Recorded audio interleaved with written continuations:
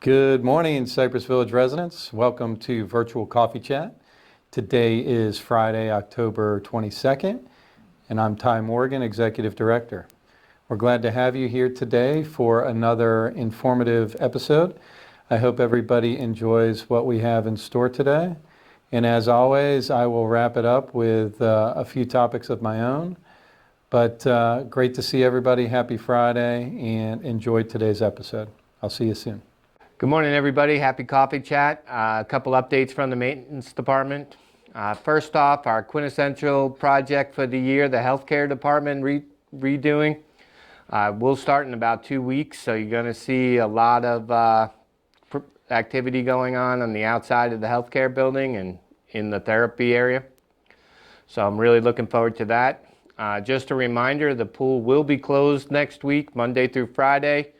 Opening Friday at some point, and depends on how the job goes, but latest everybody will be able to use it on Saturday morning. Also, another reminder, Tree Amigos has gone to every other week of mowing. So next week, this week they mowed, next week they'll be doing bushes and hedges with specifically silkpine, goldcrest, croton, those areas out towards the front of the community that haven't been hit in a while. I've gotten a lot of complaints this week, so I was happy to hear that. But for the rest of the winter, it's going to be every other week mowing, the other weeks doing trimming and hedges and detailing. Along with special projects, I've met with a bunch of residents in the last 2 weeks about things they want to get done separately. And Tree Amigos has a lot more time in the winter when the mowing isn't so bad. So we'll get to a lot of those projects coming up. Just met with the locksmiths, the projects on for the key fobs. Got a class on the software and everything. It's really cool and pretty user friendly. So we're looking forward to that. That is starting next week. Nick will give you more details on that coming up. And that's all I got this week. So have a great weekend. Thank you. Good morning, ladies and gentlemen of Cypress Village. Welcome back to another episode of Coffee Chat. I have a few exciting things to talk about today. The first one being, we just had a big training with the people who are installing the locks for the key fob system that we're currently installing next week, I was told. This is what they look like right here. So basically you just put that in your front lock, unlock it, lock it. It doesn't automatically lock. I get a lot of questions about that.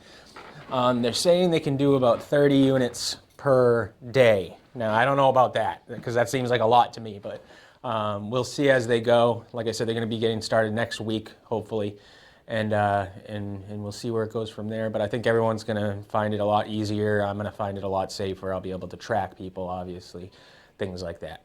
So the other thing is I'm getting fully staffed soon, so we will be strictly enforcing or reinforcing the parking violations here. So just to be clear, because I know there's a lot of new residents, no, there is no overnight parking in the front area, the front parking lot. Technically, you're only supposed to be parked in there for a couple hours. So please do not leave your cars in there. I'm going to have a guard sitting out early mornings, making sure that the nursing staff isn't parked there, because we do have a lot of agency nurses running around who didn't get the orientation spiel from me. So we'll be enforcing that. I've already got 2 big books of tickets that I'm ready to hand out. So just please adhere to the parking rules. It's for everyone, really. It makes everyone's life easier. The other thing I wanted to talk about was the orange parking lot. So we do have some cars that are parking in there that are not supposed to be in there. That lot is specifically for the A tower. So if you live in the A tower, you should get an orange sticker for the back of your car. If I see any blue stickers back there, black stickers back there, they're going to be getting a ticket. The next step is the boot. So that's how that's going to go. I know I'm going to get a lot of angry people, but we got to start enforcing it again. It's gotten a little bit out of control, and I've noticed that. So hope everyone has a great Friday, and I will see you around the village. Thank you. Hello, good morning, everyone. My name is Dr. Waqas Ahmed. I'm a nephrologist, hypertension specialist, and CEO of American Telephysicians. We started this company about 4 years ago, and at that time, People were not sure if telemedicine would work, but what we saw in COVID-19, everything got locked down, and 80% of the patients moved to virtual care. Now, as a company, we provide these services to multiple senior living facilities. We primarily were focusing on the inpatient rounding or for those who are more sick. And this is where our physicians saw those patients remotely. We also provide these services to the hospitals. And now that's where I'm excited that we're bringing this service to our residents at assisted living facilities or independent living facilities, so they actually get the same quality of service without having hassle of travel and inconvenience to them. And believe me, if these things can be done in the hospital where patients are more sick, it can easily be done for the residents who are otherwise healthy. And one other thing which we are bringing is what called remote patient monitoring. What it is that, let's say you have high blood pressure, we'll give you a device for blood pressure where you'll be taking the blood pressure readings. All the data will come to the physician, and we will be able to see that data in real time and make intervention early so you don't get too much complicated from that. The goal here is to provide continuation of care. We want to have the same physicians, a pool of physicians, continue the treatment throughout the course, because a lot of these diseases like diabetes, high blood pressure, heart diseases, or brain diseases, they're long-term diseases. So our goal is to allocate the right physicians for the right clinics, and so they can continue that. And then to facilitate, that's what this clinic is about, where the residents will be able to have help in need by medical assistants or our nursing staff, so they don't feel that they are just doing it by themselves. As you can see, we have opened a clinic for the convenience of the residents at second floor D250. They can simply walk in to schedule the appointments with our physicians. This clinic is also going to be a walk-in clinic for some urgent care issues like sore throat, urine infection, and will be staffed by our medical providers and physician assistant. And if you want to make an appointment, there are 3 ways to do. As I said, you can walk in the clinic, you can call on the phone number which will be provided to you on the Cypress website also. And we have actually built a website portal where you can, or your family members who are tech savvy, they can just go online, see the open up slots for appointments and schedule appointments. The beauty is you can come to the clinic and get assistance for getting your paperwork ready and everything. Or if you like, you can also see a doctor right from your apartment. All you need is just iPad or your phone, and you can talk to doctors at the time of your appointment. The services which we will be offering, multi-specialty services like hypertension clinic, I will be doing it myself. We will also bring cardiologists, we have neurologists, we have team of rheumatologists who treat diseases like arthritis.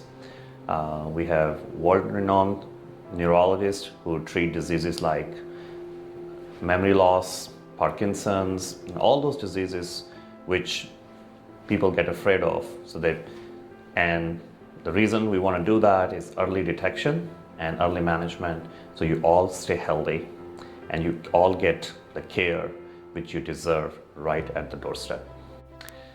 So thank you so much for giving us the opportunity, and our team look forward to serve the community and help with the goals of making you stay healthy and happy.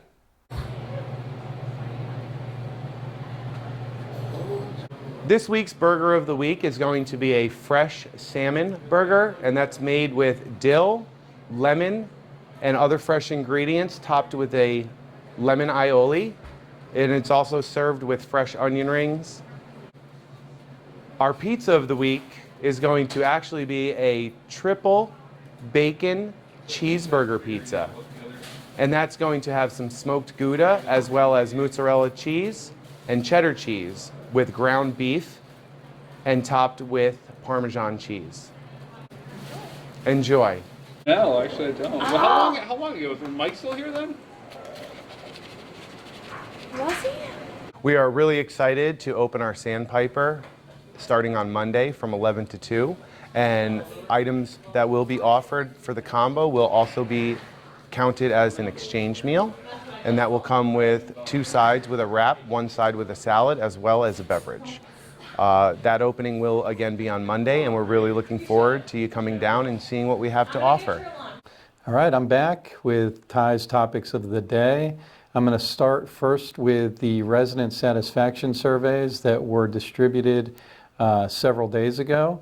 I've had many residents comment to me, when passing by in the hall or via email that, why did we have that resident satisfaction survey at such a, bad time to really gauge resident satisfaction.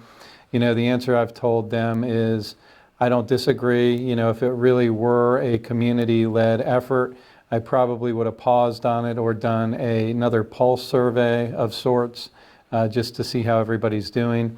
But this was something that, home office wanted to do just to get an idea and a baseline, almost post-pandemic, of where all the communities are throughout the country. So with that being said, I have really nothing more that I could say about that other than, I hope everybody took into consideration that the constraints that we were faced with and the precautions that we took. And, overwhelmingly, I hope everybody was satisfied with some of the steps and protocols that we established to keep Cypress Village as safe as we did. We really, I feel very, very confident that the steps we took meant a big difference for the overall safety and security of our community. So I hope all of you agreed with that as well as took it a little easy on us on the surveys. And next year, hopefully we can get back to a more normal survey and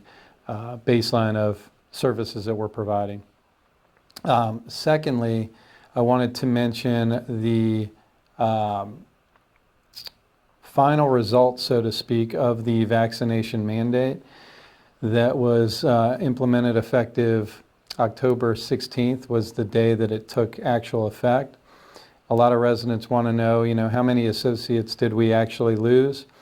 So again, the number is very hard to drill down on to give you exacts, but I can tell you indirectly from the time we announced the mandate to the time the mandate went into effect, we probably had somewhere in the realm of 50 employees that we either lost due to the announcement, and then probably roughly 25 to 30 that were a direct result of the mandate date of October 16th.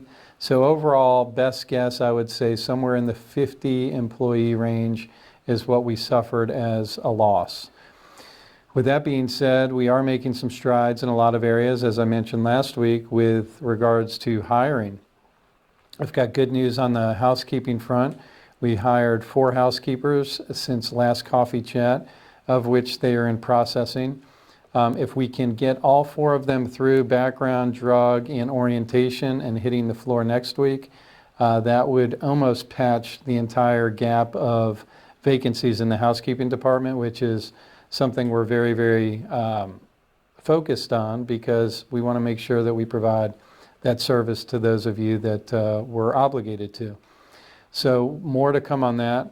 We are also seeing a nice uptick in dining services.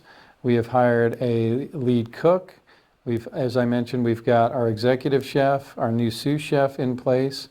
Our dining room manager is going to be in orientation, I believe, on Monday of next week.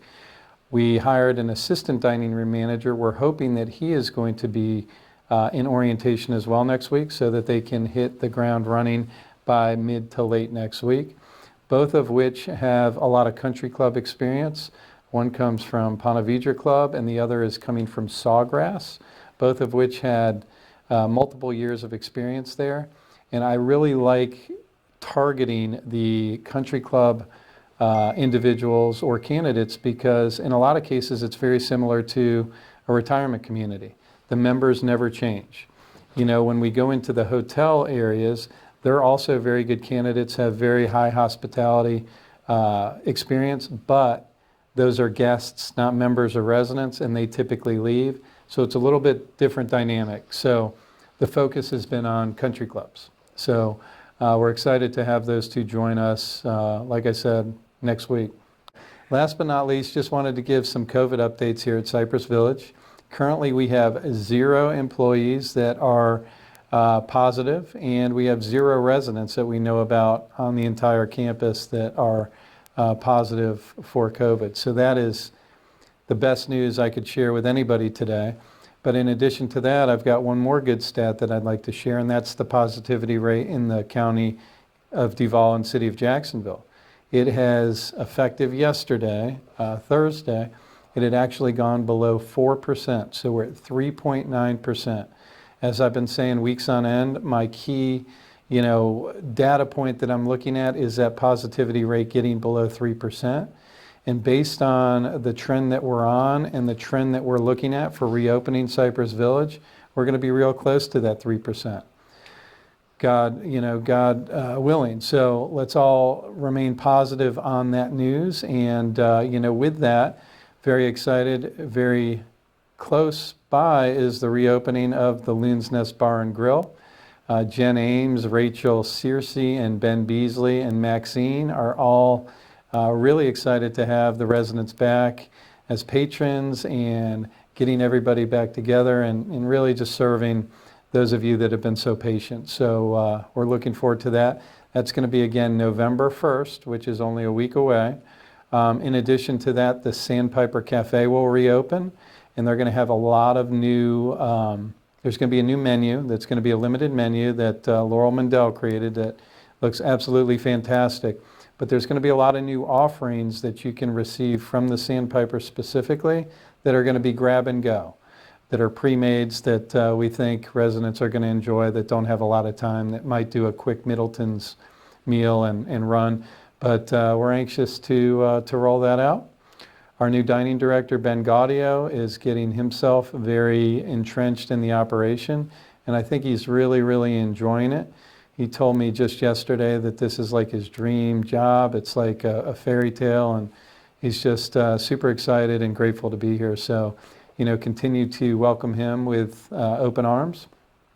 And what else? On the 15th, we've got Middleton's that's going to reopen.